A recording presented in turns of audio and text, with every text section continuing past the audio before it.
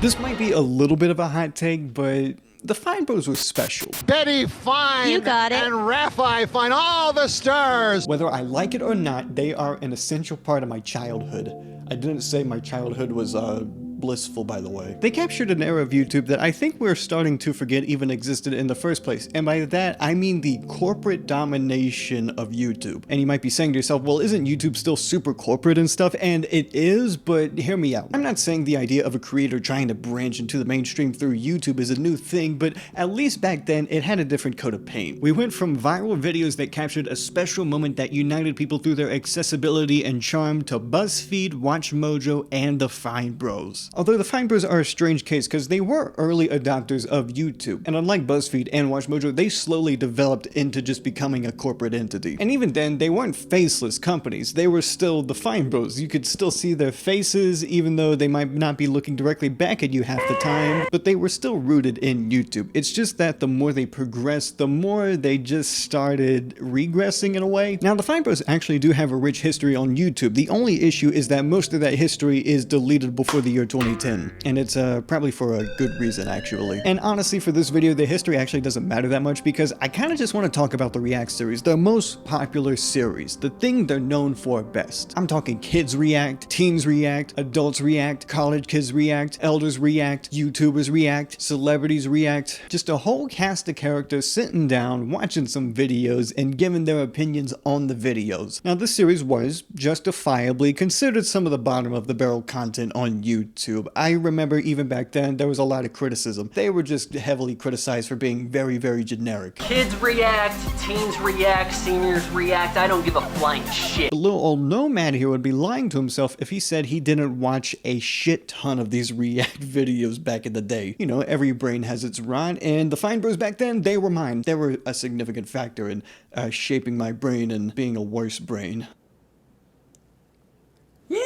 But another reason I want to talk about the React series is because I kind of had a realization. This might be one of the greatest archives of contemporary internet culture in the 2010s. You can go through this entire series and have a genuinely detailed account of everything viral that happened between 2010 and 2020, just about. Like, they were also reacting to bands and TV shows, but at least in their soul, the bread and butter was viral videos. Like, kids reacting to the Cinnamon Challenge is just, it's not going to happen again. But even then, if you do get kids to react to it, it's just not going to be as genuine because it's going to be a throwback reaction. You're going to have kids reacting to how crazy internet trends were back then. I mean, unless like people do it on TikTok, which that's not completely out of the equation. But all I'm saying is that there will never be another reaction to Where the Hell is Matt because Who the Hell is Matt? There will never be another kids react to Kev Jumba because Kev Jumba is a monk now, apparently. And there will never be another teens react to Charlie is so cool like because he is a she now, so name doesn't work anymore. These are time capsules. Most of these I'll never watch again because there are a lot of React videos. Look at that number. I didn't have time to watch all the React videos for this video, but I did choose some ones I really wanted to talk about. Because there's so many React videos, a lot of these are effectively just graveyards now. How many people do you think commented on this 14 million view video in the last 2 years? Just one person. Only one person. These videos are completely dead now. And I'm not gonna lie, it's really strange how many of these videos are just effectively inactive. They're not in anyone's consciousness anymore. You would just get up and teach them instead of handing them a freaking packet, yo. Which is kind of why I wanted to watch these videos again. I wanted to relive the React series. And I figured I might as well start from the first video and just keep working my way until I reach the end of the finebros era of this channel because they sold it to another channel and I'll talk about that too, but for now I just want to talk about the first ever Kids React, which is also the first React video. Now this one has a little bit of a strange format because they react to multiple videos, which they would do in other videos, but most of the time they're just reacting to one video. And I mean seriously, reacting to 4 things in one video, that's one video you could have made into 4 videos. That's 4 times the money. Come on, finebros, lock in. The first video they ever react to is Double Rainbow, the video where the guy sees a double rainbow and he says like, oh my god, double rainbow. Iconic video, referenced in Borderlands 2, so that way you know it's like super cool and shit. But honestly, I don't have a lot to say about this video, and the kids certainly don't have a lot to say about the video. When the finebros try to ask them questions like, so what did you just watch? And they're just like, It was some guy crying over a double rainbow. What do you think was happening in that video?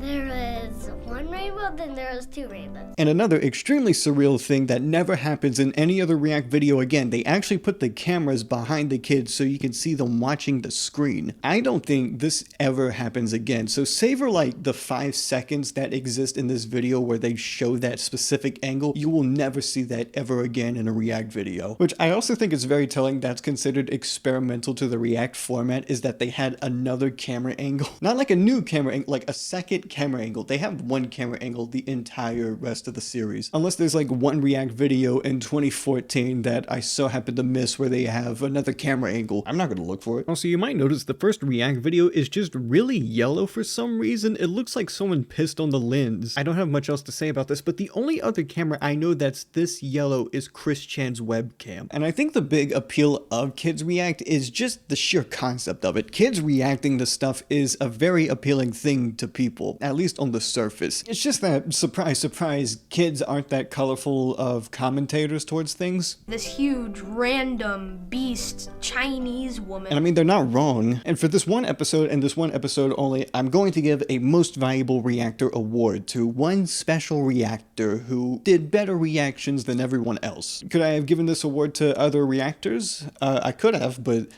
I wasn't keeping track. But for the first episode of Kids React, the one and only Most Valuable Reactor award goes to Morgan, because I think she achieved the most realized potential of what Kids React could be, which is kids saying the most cryptic stuff imaginable when asked a question about anything. I would rather grab the light out of it. The light fairy, she shouted this tube, and then she did this way, and then she put it in her tube, and then she taked it to the mainland. Some other videos they react to, Two Bunnies, Two Cups, which, dude, that one kid does not want to be there. My friend put a hamster in a sock. Overall, as a debut for the React series, I think this is one of the better videos they ever made. If I'm being honest, the format for the series is already effectively crystallized at this point, but there's still room for the kids to actually act like kids, which is actually kind of lost in the rest of the series from this point on. At least in the sense, like, you have them touching the microphone, and if they just go on a ramble, you just let them ramble. And if they don't care about the video, then you show them not caring. I think it's more entertaining that way, it's funnier that way. I liked it more this way, and it's never going to happen again. Is there anyone that you would go screaming after? Shane Dawson!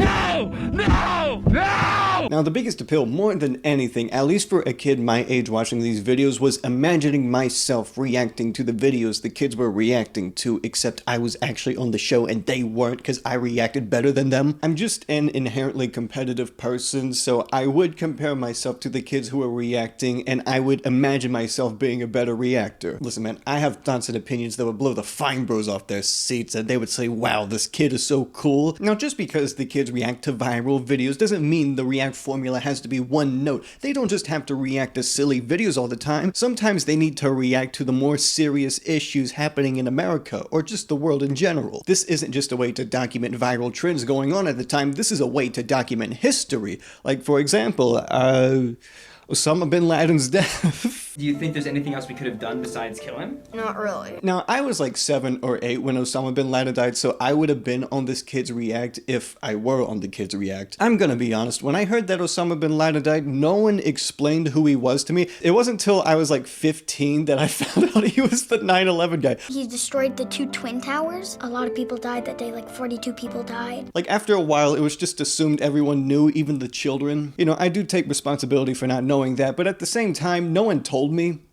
Like, just in general, no one told me about that. Yeah, maybe like 7 or 8-year-old me wasn't paying enough attention to the news. Now, regarding what the Kids React cast would have to say about bin Laden, Well, we could have put him in prison, but then he might escape and then blow everybody up. okay, so if I were 8 years old and the finebros told me Osama bin Laden died, I'd have no idea what they're talking about. And honestly, I'd probably just try to be empathetic because someone died, so I would just go like, aw.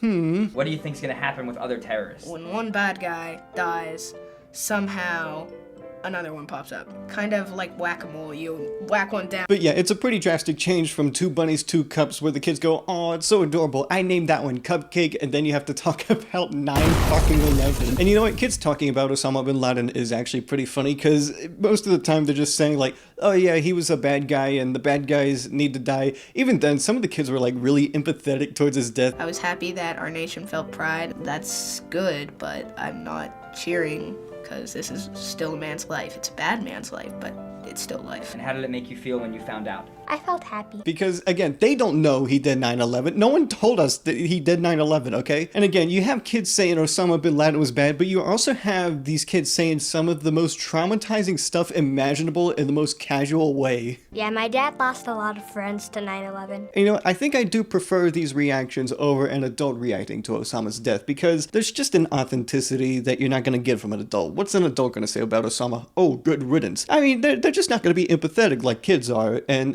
I think that's more interesting, actually. So, you know what? Good video. But again, kids aren't going to have a lot to say. Like, if you got a teenager to react to Osama's death, they didn't, but hypothetically speaking, if they did, there would probably be like a little bit more perspective there, a little bit more... They experienced 9/11 by the time this video was released, right? Actually, now that I mention it, everyone in this video is an adult now.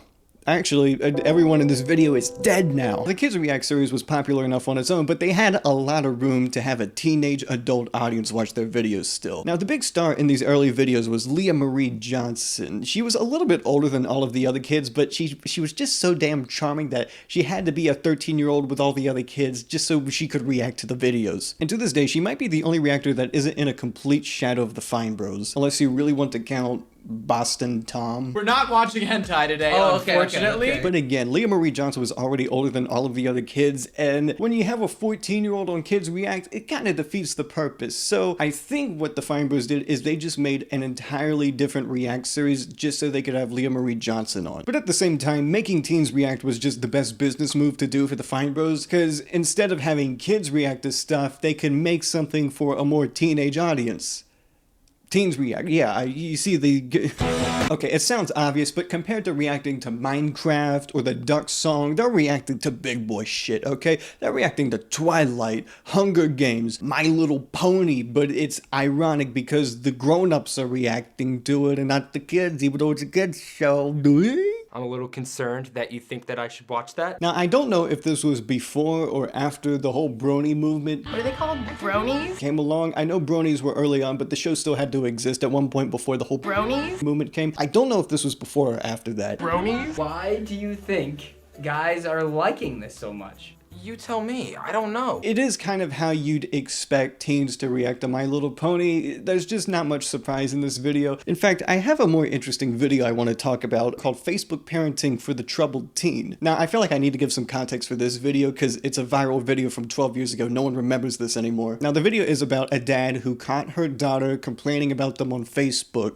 Ooh, someone's in trouble. You know, he sat in a chair, had the entire Facebook rant printed out on a piece of paper, which he read it out loud on a camera. She complains about doing chores and feeling restricted, the stuff that like every teenager has complained about. You know, I complain about having to do dishes after school. I still fucking hate doing the dishes. And the father responded by putting the video up on the whole internet since, oh, you want to post your thoughts online, I'll post mine, and then shooting her fucking laptop. Now, I don't think it's crazy to say you shouldn't threaten your kids with a gun. Like, dude, I found a Facebook post of you complaining about other people this year. I'm not gonna destroy your computer because of it. I remember even Dr. Phil responded to this whole thing saying you should never publicly humiliate your child, which I agree with, but not without saying that Dr. Phil isn't exactly in the position to say this. But the idea is that it was a controversial video. I couldn't talk about the video without giving my opinions on it, but the whole point is that we're talking about teens reacting to this. What do the teens have to say since they're kind of in the shoes of the teenager that was complaining on Facebook? Regarding the actual teens react, this is probably one of the more interesting videos that the Finebros actually made in this series, because you can see people who have never done anything in their lives and don't understand why a parent would be mad that their daughter doesn't want to do chores. But on the other hand, you have teens that just kind of parrot what their parents would say, and it's very obvious that they're just reiterating their parents, and that she shouldn't have posted a Facebook post where she gets mad online because teens have never acted irrational or emotionally immature about anything ever. I'm running into the same problem. I've got 18-year-olds living at the house. Like, was the dad's justification for shooting the laptop was because he bought it? It's like those videos where the parents publicly humiliate their kid by having them destroy their Xbox on camera. Listen, man, I know this video is about the React series, but like, good lord, man. Like, how many times did you talk to your daughter before resorting to shooting her laptop? And you made this public, so it's not like there's this sudden barrier where it's like, oh, well, it's actually not your business. Like, no, you made this our business. You made this everyone's business. Like, what do you mean the factoid says you had a heart-to-heart with your daughter after destroying your laptop? Like, you didn't have a heart-to-heart before that? Like, before resorting to gunshots, you didn't talk with your daughter? Is that what this is saying? Like, does your daughter still talk to you? Is it begrudgingly? I don't know. But it is videos like these that make the React series a good idea in the first place. The genius is that they also want me to be a part of the reaction. They want me to react to the video just as much as the teens do. And honestly, the teens are less like reactions and more just like, ooh, I hope my insert parasocial friend here says what I want them to say. Basically, you have an opinion, and if possible, you want to channel that opinion through one of the reactors that have the same opinion as you. A lot of the comments in particular praise Adam as the boy who was raised right. A lot of the teenagers in this video specifically mentioned that you should respect your parents as well, which honestly makes me realize this topic was probably aimed towards more parents than teenagers, but we didn't have parents react at the time, so this is the best we could do. But it's like, respect your parents. Not love them, like respect, like you have like a fucking work relationship with your parents. I do think teens reacting to this is another good idea though, because a big appeal of this React series are the age ranges. So you have this generational tension when you watch these things. Oh, the teens are reacting to a kid's show. Oh, the kids are reacting to an old band. Oh, the teens are also reacting to an old band. The same old band, actually. But again, the teens react to teen things to get the teen audience, but they also react to other things to get the other audience. So, you know, best of both worlds. And as a matter of fact, most of the time, the teens react videos did a lot better than the kids react videos. I think there were higher highs on the kids react channel, but in general, the teens react videos got more views. But it's for a good reason, like kids react to the Avengers. Yeah, the Avengers are popular, but what the fuck is the kids gonna say about the Avengers? Cool. There's no tension there. Now you look at something like Elders react to dubstep. Uh-oh. Pedophilia alert. Ooh, that's a lot of tension because we're reacting to, we're gonna react to the dead genre now. Listen, I know dubstep's probably still alive. Oh, it just went back underground. Yeah, but we're talking about 2012 dubstep where it was like the biggest genre in the world, okay? Okay, we're not talking about Burial here. We're talking about Skrillex and Skrillex only. Now, I think the Elders react formula did take a little bit of tweaking, and by that I mean finding the right elders to actually react to this stuff. I think early on they realized they needed a cap on the age because some of these people are like a little too old to be reacting to this stuff. Like, why are you looking at the cap? Look at the video. Look at the video. And what a surprise, the elders say exactly what you think elders would say about dubstep. Oh, it's too loud, it's nonsense, it's just screaming. Again, this video is way more interesting in concept than actually like watching elders be unamused by something. Now, elders react to Jersey Shore. This is way more interesting because half of these people are like fucking depraved human beings. No matter what age. A good pair is a good pair. But do elders actually know what Jersey Shore is? The answer is yes, because it's fucking cable TV and it took them like 4 seconds to recognize it. And half the guys were fucking horn dogging over Snooki, who I just found out is 4'8". I just didn't know she was that short is all. Snooki is that little drunk broad with the big boobs. She's alright. And you know what? I'm gonna give a most valuable reactor award to Don in this episode because he is most likely to be reincarnated as a South Jersey frat guy. So there's your favorite Snooki. Yeah, I like that. One thing I haven't mentioned is that for a shockingly long time, the React videos had bonus videos. So you have the main, oh, blank reacts to blank, but you'd also have a bonus. And they kept this going on for a really, really long time, even like after watch time existed. Because back then, it makes sense. I think during this time, monetization was view-based. So if you have 2 videos, that's better than just having 1 video. But they were still doing these bonus videos by the time watch time became a thing. So you'd have videos that wouldn't have any mid-rolls, but if they just put the bonus video inside of the main video, they would have had enough time for mid-rolls. Which personally, I'm just speaking on an economic level, which I'm also just kind of confused because I'd expect finebros to do the thing that makes them the most money. But in hindsight, doing the bonus videos was greedier back then, so, you know, it just kind of fucked them over in the long run. Because most of these videos cannot get mid-rolls, and let me tell you, those mid-rolls,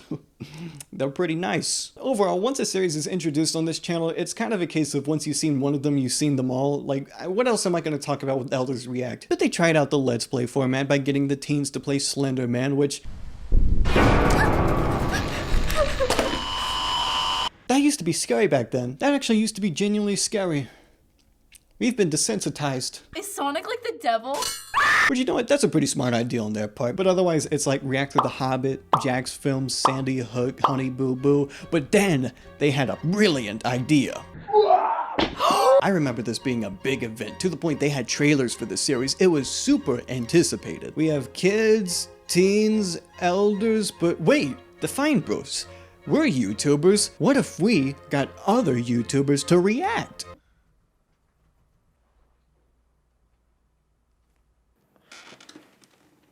I mean, the fucking answer was in front of them all along. I mean, they already have the popularity and pull. It's just a matter of getting all these YouTubers under the same rooftop and getting them to react to viral videos again. But you know what? That's a fucking jackpot if I've ever heard one. When the intro plays, it is a choir of trumpets and thumping. The mouse clicks play and the cursor flies away. It's a collaboration of some of the largest YouTubers all in one video.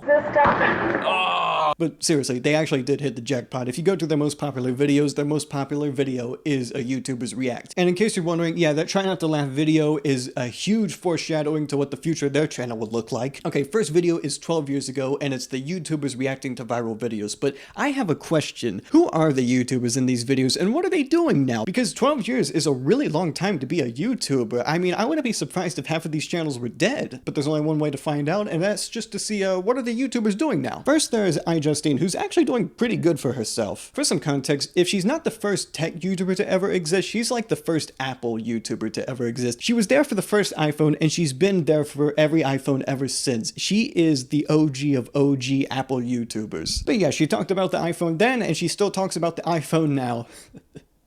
Women. Next you have Mystery Guitar Man, who I remember being one of the really big YouTubers where having 1 million subscribers meant that you should have been a movie star, and he actually did end up directing some movies. Which, yes, that does mean he's been busy with the movies and not the YouTube channel, because it's been like 3 years since he's uploaded on that channel, and yeah. I have to say though, abandoning a channel with 2.5 million subscribers is fucking insane to me nowadays. Dude, even if no one watched my channel with 2.5 million subscribers, I would run that fucking shit to the ground, because there's gonna be someone watching. In general though, it's kind of an absurdly common trend for a lot of these channels to just abandon whatever they had so they could become H-tier celebrities. Though with Mystery Guitar Man, I'm a lot more understanding with his career path, because he seemed to be a kind of person that wanted to do more behind the scenes stuff. I mean, he seemed like very shy in front of a camera, and he also had the shade so you couldn't see his eyes. I mean, it's very like, I understand. I understand why he's doing what he's doing now. Captain Sparkles, he's still on YouTube, still pulling in views. In fact, you know, he had a little bit of that career resurgence with the whole Minecraft coming back, so, you know, he's doing good. Timothy D. Leggero. I didn't know who he was when I first saw this video, and I still kind of don't know who he is. Bear with me, you know when you go to the club, and you know, you're trying to look fly, with the hopes of possibly grinding up some sexy ladies, and possibly sprouting an erection. Again, he's one of those people who traded in their channel with 4 million subscribers so they could be a Wild and Out cast member. Now, I am undermining the success he actually did have on that show, but I'm also saying that he hasn't really had success past that show. He's not just hosting one podcast, he's not just hosting 2 podcasts, he's hosting 3 fucking podcasts on his channel right now. And it's just kind of like, can't you just like make something else? Like, do you really have to relegate your channel to this? Like, the podcasts aren't really getting that many views. Are they getting enough views so that you can like do it sustainably? You know, it just doesn't matter to me. Oh, Shay Carl's here. One of the first family vloggers on YouTube, cheated on his wife in 2017, and he's been doing an apology tour ever since. Juicy Star 07. Do you know who Juicy Star 07 is? I don't know, it's just so weird seeing a channel like this who has like their own Wikipedia page, but they also pull the same amount of views as me. Actually, I might have seen it on a season of The Amazing Race when I used to watch that. So when I was trying to find footage for this Amazing Race intro, I fucking realized Zach King and Tyler Oakley were in the same season. And also for some reason the creator of Rooster Teeth was here too. Sure. And the reason because of this is because it was like the social media season. They had a bunch of social media influencers on the show. I don't have anything else to say about that. That's just peculiar to me. And you might notice it says she's a college professor now, which, you know what, it is a fresh breath of air to see that. It's so refreshing to see someone know that YouTube is no longer sustainable for them and they are able to move on to greener pastures. I'll be honest, I watched one of her vlogs. She promoted 5 products in the video, but you know, it's more of a side hustle now. At least she has not condemned herself to post-virality podcast hell. Don't get. Why that? Did it? Days on day. That's my... Wait, I got just the impression. Chocolate rain. Chocolate Rain. But yeah, he was the Chocolate Rain guy then, still the Chocolate Rain guy now, nothing really has changed. He still looks the same actually. Harley Morenstein, more specifically Epic Mealtime. I'm no Harley Morenstein. Again, one of those channels that traded in being a YouTube channel so they could have a TV show that flopped, and they've never really recovered, which is kind of strange because to this day, it's still an interesting idea for a channel, but they just stopped doing the thing that made them interesting. And by that, I just mean grabbing like a bunch of McDonald's sandwiches and putting them into a deep dish and calling it lasagna.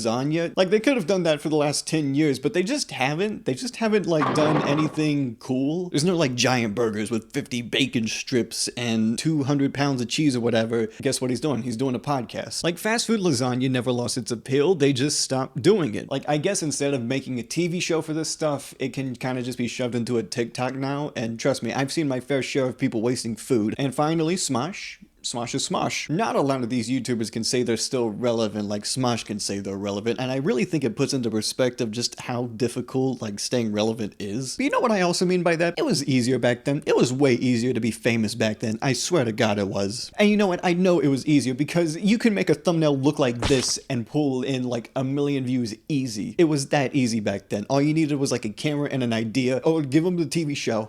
Fine, put me in a time machine. Now, I'm not really sure what the symbiotic relationship of YouTubers React was. Generally speaking, I kind of wonder how the money worked when it came to the series. Obviously, the reactors got paid a certain amount, but also, like, how do you explain an audition to the show, especially when you're starting out with kids? Oh yeah, we want your kids to sit in a room and react to viral videos. That sounds more like a lab study than an actual series for YouTube. Like, was this on Craigslist, or was it like a poster on a sidewalk that you just so happen to see? I don't know. Now, regarding each method that made each series the most popular it could possibly be, here's how I think it worked out. Kids React, it worked best when you pit them against really old stuff or the most general audience thing possible. Have them react to Queen or have them react to Nyan Cat, whichever you prefer. Teens React, it worked best when you put them against the modern subjects. You know, remember Macklemore? Remember how cool Macklemore was? Well, the teens remember. But they also worked best when you put them against the generation before them. So I think these teenagers counted as millennials, so having them react to Gen X stuff was really good for them. Now, Elders React also worked good towards the topical stuff, but it was on the more shocking side, having them react to Jersey Shore, Happy Tree Friends.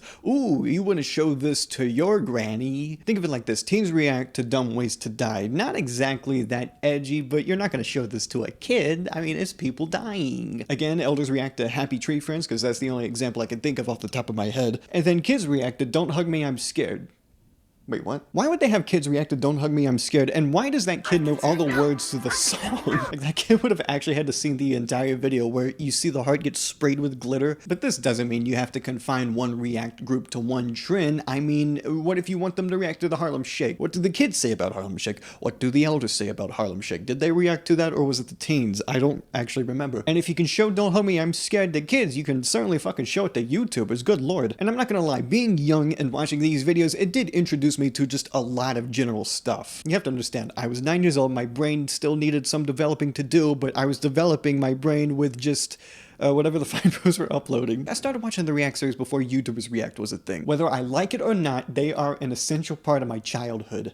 I didn't say my childhood was blissful, by the way. But the React series, this was how I was introduced to Nirvana. This is how I first found out about Nirvana at like 9 years old. A more interesting thing though, they introduced me to Don Hertzfeldt, who's probably one of my favorite animators. They had YouTubers React to Rejected, and honestly, I like these litmus tests they did on YouTubers to separate the ones that got popular on YouTube from the terminally online people in the 2000s that got popular on YouTube. There's just something absurd I like about YouTubers reacting to Rejected, and the fact this got 16 million views, it just, why? And it probably got that many views because they did not elaborate on what Rejected was in the thumbnail, so it felt like it was just saying they were reacting to Redacted or something like that maybe. And I won't say that the YouTubers were friends of the finebros, but there is a chemistry when they ask questions that feel a little more like a friend interviewing you for a school project. It felt more tight-knit than later on when they would just get some random person to ask the YouTubers questions, and the YouTuber doesn't know this guy, and the guy doesn't know the YouTuber, but the finebros, they know Shane Dawson. They know Shane Dawson, all right. And again, regarding this frame of time, once you describe the series, there's not much to say about the series. The kids react to stuff, the teens react to stuff, the elders react to stuff, the YouTubers react to stuff. At this point, like, what do you say about elders react to PewDiePie? This is 2014 PewDiePie. This is not 2024 PewDiePie when he has like a child and he has like family vlogs in Japan. No, this is the guy who sits down and does Let's Plays of, what was the game? One of the elders are really upset that he swears in his videos, which you gotta have one of those. Some of them don't like how loud he is. It's actually pretty split on who likes him and who doesn't. This is the most disgusting video I've seen. What about teens react to 90s internet? Really, they just react to some informative video from the 90s and holy fucking shit, they hate this video. There are 3 important... Hold on, let me just go shoot myself real quick. And you know what, rightfully so, not necessarily the video itself, it's actually kind of charming, but just this idea of people talking about 90s internet just infuriates me. You cannot convince me internet in the 90s was better back then somehow. Like, that's not even like rose-tinted glasses, that's just a blindfold. All I'm saying is that you couldn't hack a 3DS in the 90s, you can do that now. And yeah, I made a video called The Internet is Unusable. It's still more usable than 90s internet. I'll take the internet now over 90s internet any day. I really want there to be a research study on like AI and like brain activity. Is that being done right now? I hope it is. I don't know who this kid is, but he was absolutely browsing Reddit when this video was made. Little did they know of the pedophiles behind the screen. And the irony is that like 5 years from now, this video will be closer to 90s internet than it will be to modern internet. Again, it's like that whole time capsules thing I was mentioning. Yeah, I think there was more soul in 2014 internet, but you know, I guess the UI wasn't as good. There's one called YouTubers React to Look Up, and without even seeing this video, I'm just going to guess it's like the semi-PSA-ish video where a guy tells you to get off your phone so much because you're so busy looking at your phone, you're not looking up at the sky or like, and oh, it's more relevant now than it ever was. I mainly just guessed that because it feels very 2014 to me. And it's time to guess if I was right, and I was right. I'm always right. Yeah, this video is exactly what I just mentioned. And that was an actual guess, by the way. That wasn't like a pre-scripted thing. I actually did guess that, okay? And I mentioned this video came out in 2014, so YouTubers React had already been out for like a year and a half. Again, once you have a new series, the time just flies by. Once you talk about the series once, that's it. That's all you can talk about. But the difference between the reactors in this video and the 2012 video I mentioned, Leah Marie Johnson's in it now. She's considered YouTuber status. And deep down in my heart, she holds the record for being in the most React series. I know there's probably some kid that was on Teens React that was also on like College Kids React and Adults React, but deep down in my heart, Leah Marie Johnson holds the most diverse amount of React series. Epic Mealtime is also there again, and do I really need to repeat myself? You have the same types as last time. There's the YouTuber that has 1.x million subscribers that were already past their prime in the finebros video, and right now they're either getting 10,000 views a video or they're just gone altogether. There's the ones that are still around, the ones that try to go to Hollywood, then back to the channel only to find out that everyone left. Tyler Oakley. Also, the guy who made the Whatever podcast is here. Yeah, that podcast, the one you're thinking of, that podcast, he's in a video from 2014 for some reason.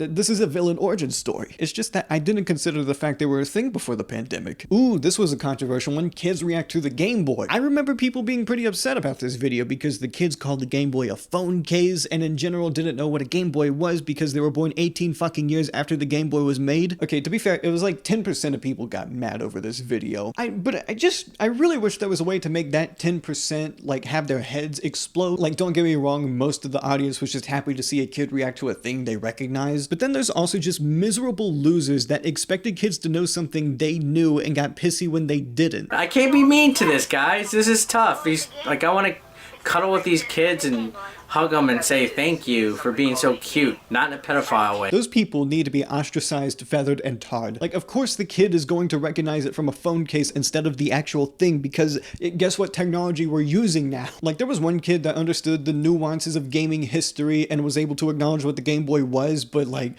he looks like a nerd. And I would know because I was one of those nerds that also like cared about gaming history and watched David Gianni. Now at this point, the React series was big, huge even, but it had room to grow, more room to be more reactive, if you will. Introducing the React channel, the new-ish React channel. Like, this was back then when the finebros was still the finebros, so they made a new channel called the React channel, but now the old finebros channel is called the React channel, so the old new React channel is called Man vs. Food, or what is it? People vs. Food? Okay, for simplicity's sake, anything from the finebros channel is called the React series, and anything from this channel is called the React channel. Like, for the React channel, this was them testing out new series. This was like their more experimental channel. They had them doing Q&As, had them testing out food, doing Let's Plays. Now, you might have paid attention to the old React channel being called People vs. Food, but if you go to the People vs. Food channel, there's only videos about food. So in the back of my head, I was thinking like, oh shit, they wiped out the fucking archive on this thing. I can't look at any of the series they did except for People vs. Food. So I was just kind of like, damn, all the videos are gone. No, somehow, and I've never seen this done with any channel ever. Somehow they were able to take all the non-People vs. Food videos from the React channel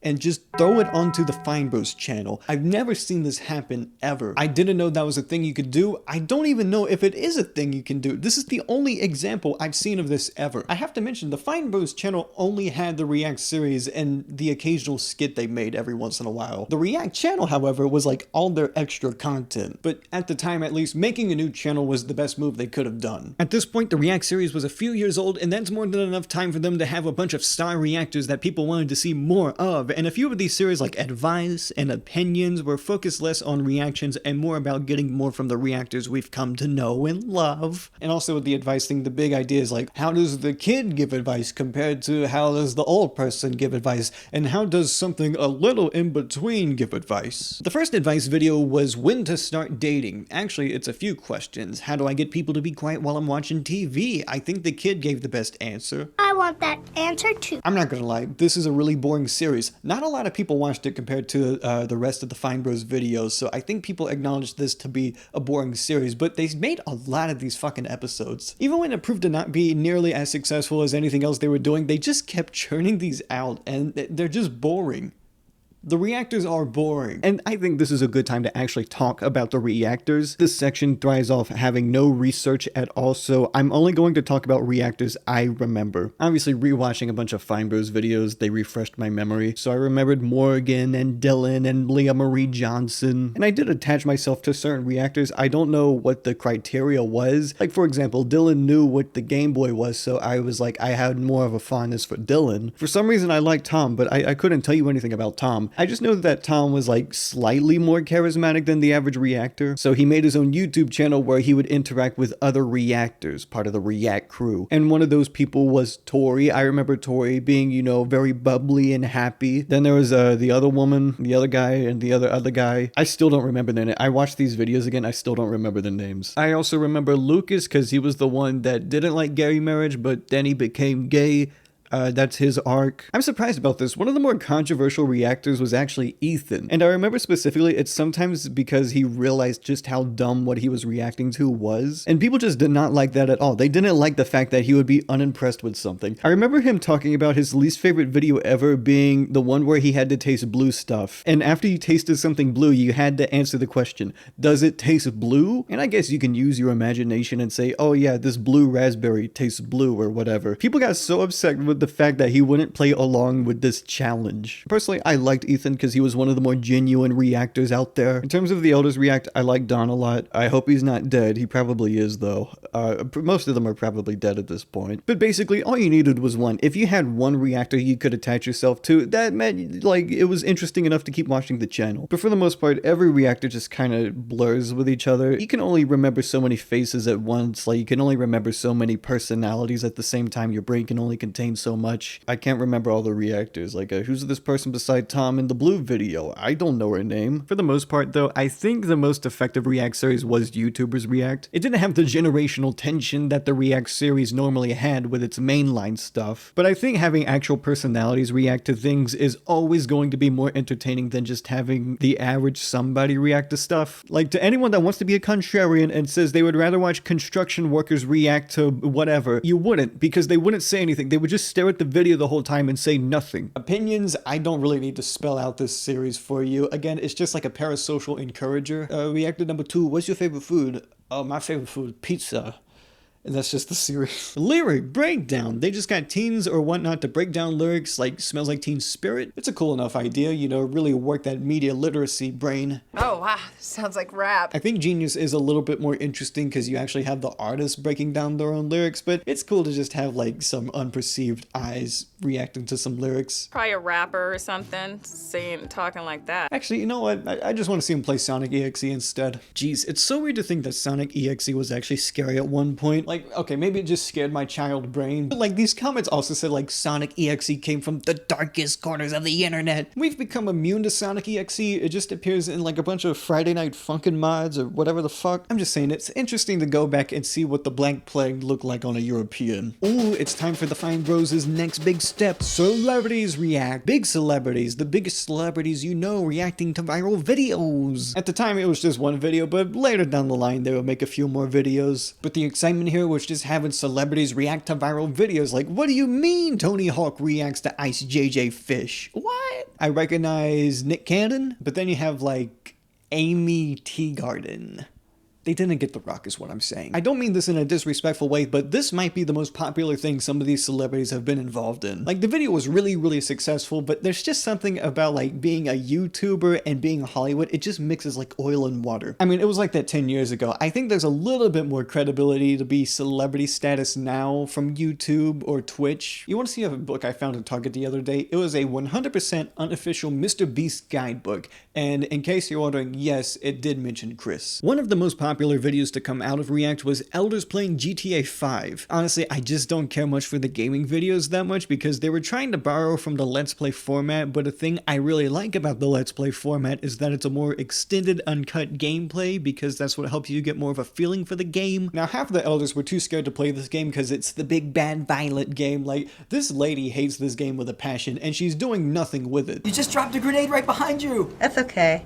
And on the other half, you had the elders that were too scared to play the game because they had to figure out how controls worked and stuff. I think after a while, they had to push the elders to actually start doing stuff in the game because they suddenly start figuring out how the guns work magically. And like, they start getting the elders to like do tennis games in the game. And I'm going to tell you right now, not even I found the tennis games that early on. I'm just saying, like, I'm just skeptical that Libby of all people figured out how to play tennis this early on in the game. That's just little intuition. As I've been mentioning, the React series was a popular, successful series because of a multitude of reasons. One part of it was the intrigue of watching these people react to something. Later down the line, it was getting attached to these people reacting. And the third part was the self-insertion of making yourself a reactor and pretending you were in these videos. But you know what? I think the Fine Bros knew about that too because some of these series, they really doubled down on that self-insertion. Try not to laugh. Look how popular that YouTubers React video was. How could you not do another try not to laugh challenge and get that many views again? And I mean, this was a popular trend on YouTube back then and it still is now. It's one of the most like tried and true formulas for success on YouTube. It's an eternal recipe for success. Also, tiny side rant about the try not to laugh series. When it first started out, once you laughed, you were out. You were out for good.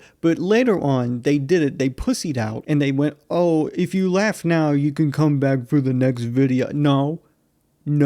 Once you're out, you're out. And once they stopped doing that, it became some pussy shit. As for do they know it, it was literally just, we're gonna play a song for you, and do you know it? Or do you not know it? They would just be like, do you know this song from the 80s? And then it would just be like, Take On Me. Do you recognize this song called Everybody Wants to Rule the World? Do you? Do you? Both of these series did extremely popular and absolutely shaped the channel going forward. It seems like the only thing better than seeing people react was making everyone a part of the React experience. Everyone. As much as it pains me to say, we're not reacting to viral videos anymore. Now we're reacting to Vine compilations. Elders react to King Bach, kids react to Thomas Sanders. Both of these people would eventually appear on YouTubers React for some reason. Adults React emerge around this time because some of the teens are starting to not be teens anymore, but it also opens up a new demographic of 30 and 40 somethings. Here they are reacting to YouTube's 10th anniversary, which is way more of an event than reacting to YouTube's 20th anniversary. Like YouTube turned 20 this year, and there's just like nothing talking about that. Oh, here's a cool one. YouTubers react to the Five Nights at Freddy's 4 trailer, and guess who they didn't put in the fucking thumbnail, but who's in the video? MatPat. Why did you not put MatPat in the thumbnail? You would have gotten like triple the views. Adults react to Don't Stay in School. I wanted to listen to the song again, and God, it's so fucking bad. Apparently one of the lyrics in the song was, I wasn't taught how to pay tax. Not taxes, just tax. But he rhymes tax with classics, so saying taxes rhymes better with classics. I'm just saying, if you used the correct plural usage, the syllables would have made more sense. Or is that like a British thing where you say tax instead of taxes? Like, is that a British thing? Don't let it be a British thing. I also think that's why the parents were so harsh in this video. Like, there's the shock value of, oh, you don't want to stay in school, but like the song just sucks. I think the parents just didn't like the song because it's not good. And what a surprise, nothing really happens with the React formula for a while. I don't think I need to tell you the difference between Try Not to Laugh 21 and Try Not to Laugh 22. Hint, there isn't a difference, you're just trying not to laugh at the videos. Oh, I lost. Prince died, so teens react to Prince. At some point, they just started saying fuck it and grabbed some of the finebros staff to react to the videos, because at this point, I don't think I need to tell you that the auditions for being a reactor are kind of behind us now. It's already been kind of talked about, but with a lot of these react videos, they started trying to craft more of a narrative in these reactions so they would have like a specific message at the end. Like again with Prince, they just kind of want them to say, aw man, I'm so sad that Prince died. Oh, rest in peace, Prince. Obviously, you're going to say that, but I'm also saying they don't talk about the music. Would you consider yourself a fan of Prince? Of his music, not really. I didn't grow up listening to a lot of his music. I'm breathing, so yeah. Little music nerd me, oh man, they're not talking about the music, man, but also they are not talking about the fucking music at all. What are their thoughts on When Doves Cry? Couldn't tell you. They're too sad that Prince died. And the more videos they uploaded, the more it just started blending into each other. I don't think I need to tell you I stopped watching the finebros at this point. There was way too much content and it was all way too stale. This is when I went down my own edgy path of YouTube, and honestly, I just never looked back. Because what was I missing by not watching teens react to the Huh challenge? What the fuck is the Huh challenge? I don't know. Damn.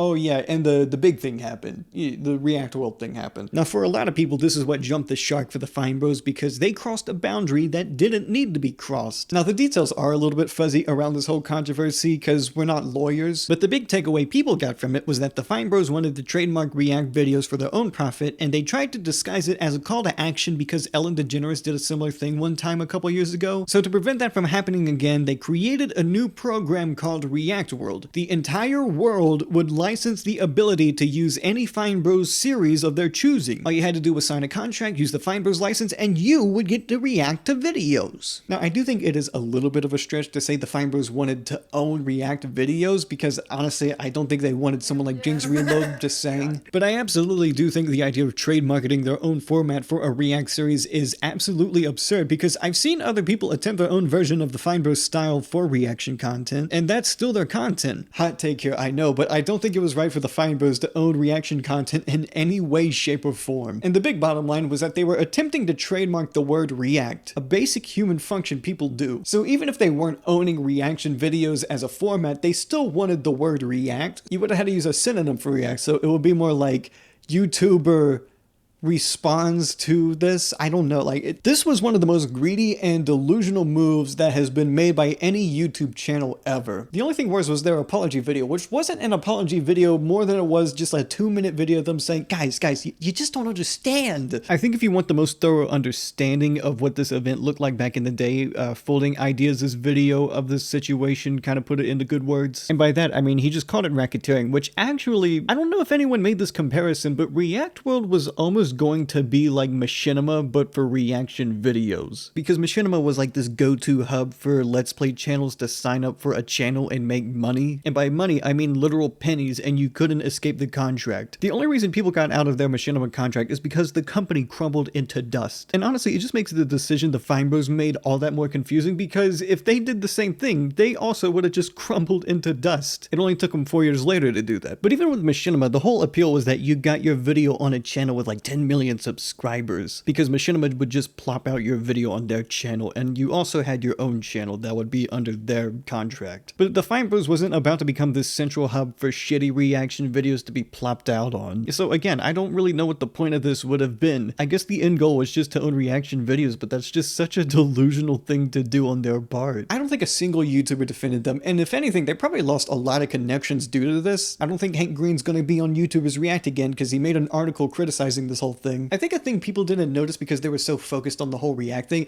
is the finebros weren't just trying to trademark React videos, they were trying to trademark every single thing they had done by that point. That meant trying to own every single series they had made up till that point. And I don't think I need to tell you, most of the finebros series were not made originally by them. Like, here's some things they were trying to trademark. Try Not to Laugh, Opinions, gaming? Like, they weren't just trying to own the React format, they were trying to own like half of the content being created on YouTube. They were trying to own Q&As, the concept of gaming, fucking React videos, and like a few other things that weren't as important, but like people versus technology. Do tech reviews count towards this? At the end of the day, they were trying to trademark the concept of someone asking you a question and you answering it. I think the creation of the React channel kind of marked the end of the finebros like actually being YouTubers and more just being a company, but this completely just shredded any semblance of humanity they had. And I do think it destroyed a lot of the connections they had with YouTubers too, because you go to something like YouTubers React to Try Not to Cry challenge and bro, these aren't even fucking YouTubers. These are all Vine stars. And honestly, the YouTubers they got on this show, even if they were like bigger YouTubers in theory, it just didn't have the same pull as what it did back then.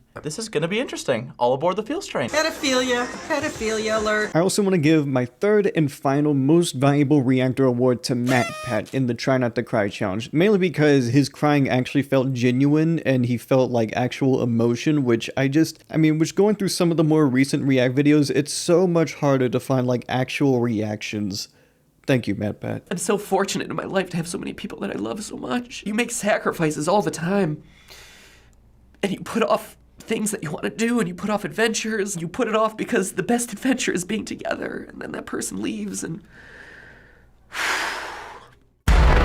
subscriber inflation is a real thing, and 1 million subs in 2017 just didn't hit the same like it did in 2011. At this point, the reaction videos kind of took a step back. They didn't really have the same kind of focus they had back then. Not to say they didn't perform well, but the bread and butter was absolutely anything challenge related. Try not to laugh, try not to cry, try not to sing, try not to look away, try not to poo-poo in your diaper. Like I say that, but the occasional React video would pop off. All kids react to Nirvana, that got a lot of views. Kids react to Queen, that got a lot of views. Cool. Oh shit, teens react to Linkin Park. Oh shit, adults react to Gorillaz. Elders react to Elvis Presley. Elders react to RK Nephew. I mean, aside from the occasional video, it was just focused on having the core audience keep watching the videos and watch the reactors they love. Like, videos of the reactors reacting to their audition pulled more views than anything that wasn't music related. And honestly, music reactions were the biggest pull this entire time. Like, if you look at their most popular videos, a lot of these are just music reactions. But trying to get people to watch them react to anything else, no, it's not gonna happen. We're gonna watch the people we know and love react to these instead of having people watch them for the reactions. One video I'll always appreciate during this time is Elders react to the story of OJ, and it is purely because of the body language of everyone watching this video and only one of them actually understanding what was trying to be said. I'm gonna be called the N-word. Okay, one guy technically understood it too, but it was like in a completely inadvertent way. I think videos like these were also a sign that the finebros wanted to try to be more politically active from 2018 onwards, which ironically enough would actually be their downfall. They had college kids reacting to racism in America, they had elders react to gay people. Ironically enough, I think the finebros are one of the few channels that I could call at one point utter woke nonsense. I remember one time they had a Try Not to Cringe compilation, but they got a blind YouTuber to react to the videos, but he couldn't actually see the videos, so they had to describe the videos to him. But the thing is that all the videos were like extremely visual, and one of them didn't even have fucking audio. And I remember they even made like their own video where they were like, oh, what is it like to be a blind person on YouTubers React? And they document the whole experience and stuff. Oh, he gets to sign the wall and this and that. And I mean, it's not bad for them to have a blind person on these videos, but it's just, it feels like they're trying too hard. I think the most infamous example of the finebros trying too hard to be progressive was the video where they had adults react to Seinfeld and asked if the show held up or not. Mind you, as I am speaking right now, Seinfeld is syndicated on airwaves and you can probably go watch it on TBS. But for some reason, a majority of the reactors just didn't understand the show on like a fundamental level. Kind of made me a little bit bit uncomfortable. Like, I'm just saying, when Jerry drugs a woman to play with action figures, it's not the creators of the show saying that Harvey Weinstein was in the right. This was covered by a bunch of YouTubers at the time, and they all say what I'm saying because it's just so stupid. And I think more than anything, it really tells you that the finebros were losing their touch, and they were losing it fast. This was their attempt at a new show, but the backlash was so severe that they didn't even try to make another episode. And I can tell you, the reason they made this show was because they were trying to ride the coattails of the Me Too movement, so that's why they had that clip of Jerry playing with the action figures, because they wanted like Me Too clout. Okay, this was clout chasing. The like Me Too movement and stuff like has arisen. Like stuff like this would be way too sensitive. This is why I called them utter woke nonsense. They were trying to clout chase like an actual movement, but also in a more selfish sense. How could you be parasocial to these people when they don't even like Seinfeld? And it didn't work. It backfired. And it would continue to backfire on them. And not even that, like what do they actually enjoy if they get sensitive over Seinfeld? I guess they watch like the Lion King remake. Dude, Pride rock. Dude, Pride rock. Dude, Pride rock. Dude, Pride rock. Dude, Pride rock. Which, by the way, they all called it live action instead of animation just because the lions look realistic. Lions can't talk, silly. It's ironic. There's more content than ever to react to from the finebros at this point, but I have the least to say about any of it. And you can hear other videos talk about the fall of the finebros and how they got canceled and this and that and they sold their channel. And again, I don't really care about telling you how the finebros fell from grace and this and that. I just wanted to talk about the React series, and I think I said everything I wanted to about the React series. Again, there's videos talking about the controversy regarding their workplace, old videos resurfacing, just a lot of messy stuff. So what about the new channel that makes React content now? Ace Ventura. Oh, really? Jim Carrey. 90s. PlayStation. Pulp Fiction. Forrest Gump. Ryan Reynolds. Justin Bieber. Cocoa Puffs. Captain Crunch. Cinnamon Toast Crunch. Rainforest Cafe. Oh! That was the day an assailant clubbed Nancy Kerrigan on the leg. Now, every reactor that was on the old finebros channel is not on the new React channel. This is a completely new company, and there's completely new people reacting to this stuff. In general, the people who own the React channel now, it just feels so much sloppier when they do it. Like, the thumbnails are just so cluttered. The sets themselves are really cluttered too. Like, these two people are like right beside each other. They can barely fucking move. And I mean, the videos, they're not doing bad by any means, but compared to what the finebros were, it is doing fractions of what the finebros were doing. And more than anything, the videos quite literally mean nothing to me. They don't hold any sentimental value, no contemporary value. They might be like the most nothing videos on this platform. These people mean nothing to me. I have no reason to engage in these challenges or see these people react to anything. I don't even know if I can call these react videos. I feel like the finebros took reacting with them when they sold the channel. These people can react to stuff, but it won't be a react video. Them being criticized wasn't a new thing by any means. In fact, there was a video by Psychic Pebbles that predicted the React World controversy to an almost eerily similar degree. But I'd be lying if I didn't say the React series shaped me in one way or another. It's not just something I can remove from my past because they made a lot of mistakes later on. Like, it's just something I gotta take with me. In fact, the finebros don't have to be redeemed in my eyes, because by making their channel into a company for YouTube, it means there was an entire team that made a lot of these videos possible. So at some point, the finebros stopped making these videos and a whole team of people made these videos instead, and I can just like latch on them as the creditors for shaping my childhood instead of the finebros, maybe. I just don't think the finebros were good people, and it absolutely has to do with the fact they were trying to abuse copyright. Regarding what the actual finebros are doing nowadays, because it's been pretty much radio silence, I think Benny Fine works for Tubi now. Don't count me on being right about that. And as for Raffi Fine, nothing. I can't find anything. Despite the aforementioned internet archive that this series holds, a lot of that purpose started getting diluted, especially with the creation of the React channel where they just listen to songs from the 80s, especially when the React channel merged with the main channel, and it's just like, it's so much video. Look how many videos! If I tried to make videos at the rate I do now and tried to reach that number, it would take me over 100 years to get to. Overall, I think it's better to leave some things in the past. For example, the finebros. I think we all pretty much left the finebros in the past, except for me. I haven't. I made a video about them. As for the actual format of React content, I mean, it's still a thing. It's still a very relevant thing on YouTube, for better or for worse. And I don't think anyone has made React content in the same way that the finebros did. I mean, there's channels that react to stuff. There's even company channels that do similar reactions to what the finebros were doing, but no one has really done it like the finebros before or since. And it's better that way. It's better that no one has tried to do this again. Honestly, I'm just doing this because I want the runtime to be an hour long. I spent enough time on this video. I think I deserve just like that little bit more runtime. It's just satisfying to have that. Some extra thoughts I have on the finebros. As a channel, there's a lot more to unravel, and I want to talk about it in another video. More specifically, I want to talk about the non-reaction stuff they did, because they actually did do a lot of non-reaction stuff as well. Like, they were called Finebros Entertainment at one point, and the idea of being an entertainment company is they wanted to like make a bunch of entertaining things. So I'm gonna talk about that, but the React series, it needed its own video, and yeah, it's a long video. I might as well talk about Patreon too, because I never promote my Patreon, but I have a Patreon. How do I find people who give me, I don't know how to find like my patrons. Hold on, let me figure out how to like find my patrons. I'll say their name in this video. See, when you donate to me, you never know what you're gonna get. You might just get someone saying your name. I'm gonna say these in order from people who have given me the most money to people who have most recently given me money on Patreon. Dan Smith, Carrie, Martin Eberman, Crummy, Garo Dorm, or Gerodorm, and finally Charlie Grumman. Again, I don't have that many patrons, so it was a pretty simple list to name down, but I have some bonus content on there, and even if you don't have any money, I give free updates to my channel on Patreon. If you want to be a free member, go down there, go be a free member to my Patreon, or you can be a paid member and get, you know, some extra footage. I uploaded an early version of this video on there, and you can see more stuff like that. And as for the reactors themselves, you know, I hope they're doing fine. I hope they're making it through civilization just like the rest of us. And also, like, the finebros are people. I feel like that needs to be said. You know, it's kind of just easy to see them as these robots that beep boop around. But, you know, but hopefully they calm down. Hopefully, you know, Benny Fine's doing some good things on Tubi if he is working on there. You know, that's where I watched the Super Bowl this year, so, you know, maybe that was his decision. I don't know. All right, hopefully this is enough runtime to make the video an hour long, because it's so pleasant to look at. It's so pleasant to look at a video when it's an hour long. I might live stream on Twitch. It doesn't have that many followers, so I'll just put my Twitch in the description too. And I'm gonna end it. All right, bye.